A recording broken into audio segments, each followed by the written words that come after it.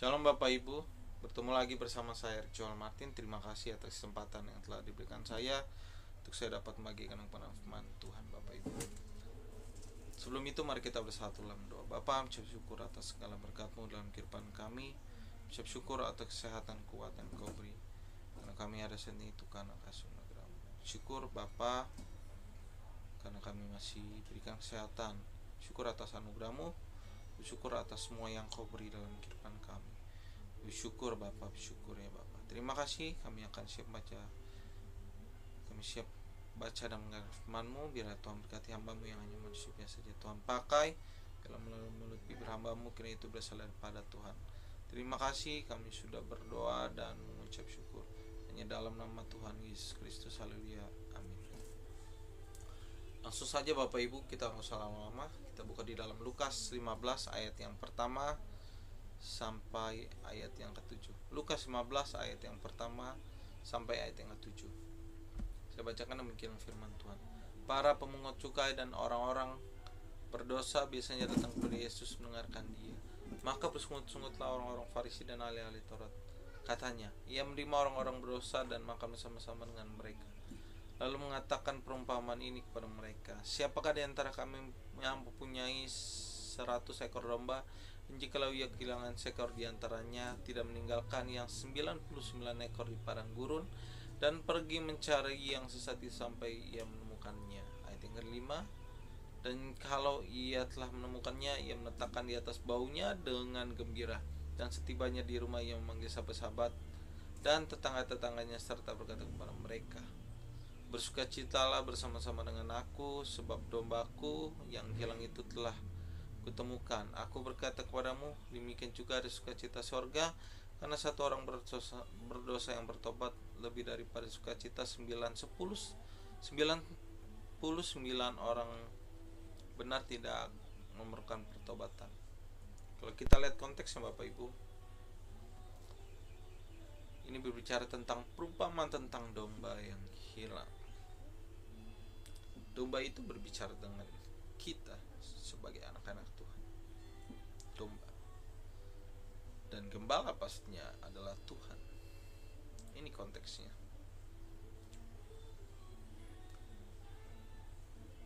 Domba yang hilang tidak tahu arahnya kemana.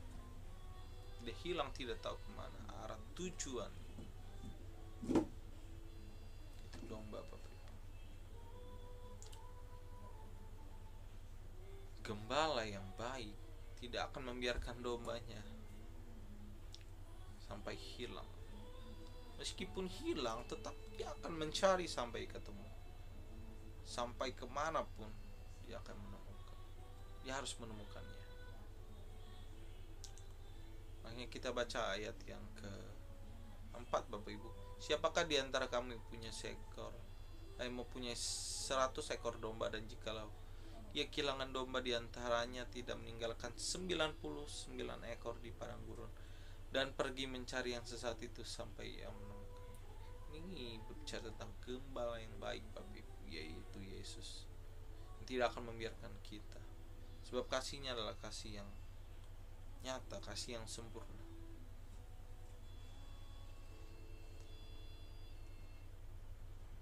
Hanya kasih Yesus. Tidak ada yang bisa mengalahkan kasih Yesus. Untuk itu makanya dia mati di kayu salib. Siapa yang mau? Siapa yang mau seseorang untuk disalibkan? Yang rela. Siapa yang mau? Semua orang takut mati.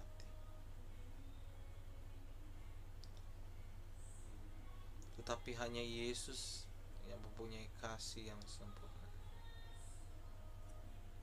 Ia mengorbankan dirinya. Kan katakan Logos, firman-Nya menjadi manusia. Firman Tuhan menjadi manusia untuk menebus. Itulah misinya dia dari awal.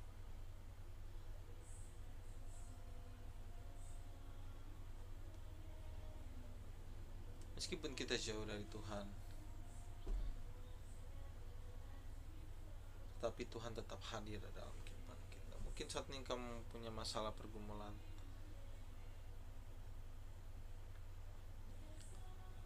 tapi percayalah Tuhan ada di sampingmu. Segala masalah persoalanmu akan Tuhan tanggung, dan Tuhan buka jalan yang terbaik.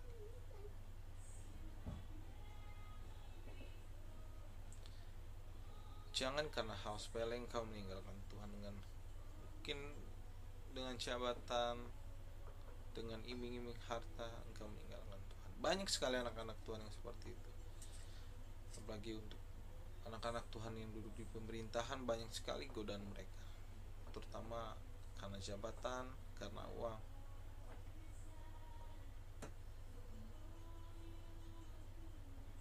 Tapi kasih anugerah Tuhanlah yang memampukan kita. Tapi karena hanya Roh Kuduslah yang memampukan kita. Tanpa Roh Kudus kita tidak bisa apa-apa. Karena Roh Kudus tugasnya adalah membimbing kita, membawa kita di dalam kebenaran. Di dalam kebenaran. Makanya bersyukur Tuhan mati.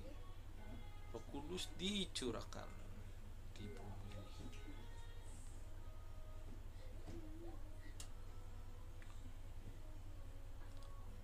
Makanya Bapak Ibu, keselamatan itu harus dikerjakan. Jangan keselamatan itu jadi murah. Percuma keselamatan jadi murah.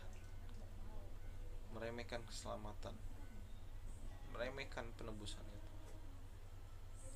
Tapi kita orang-orang yang sudah percaya, sudah hidup baru, kita mengerjakan keselamatan itu dengan sebaik-baiknya.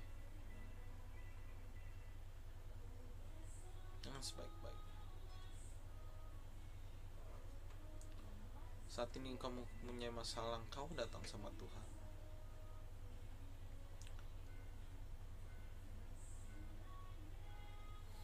Datang sama Tuhan. Terkadang memang manusia itu tidak luput dari dosa, karena memang kita masih di dunia ini, masih berbentuk daging. Masih berbentuk daging.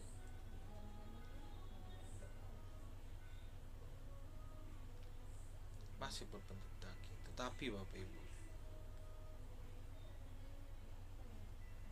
Tuhan sangat baik. Kita tinggal minta ampun sama Tuhan, tetapi benar-benar harus minta ampun. Harus sungguh-sungguh. Maka Tuhan akan mengampuni.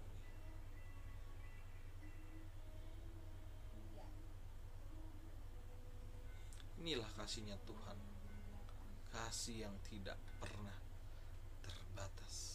Manusia terbatas kasihnya, sangat terbatas, karena memang kita tidak sempurna. Yang sempurna itu hanya Tuhan.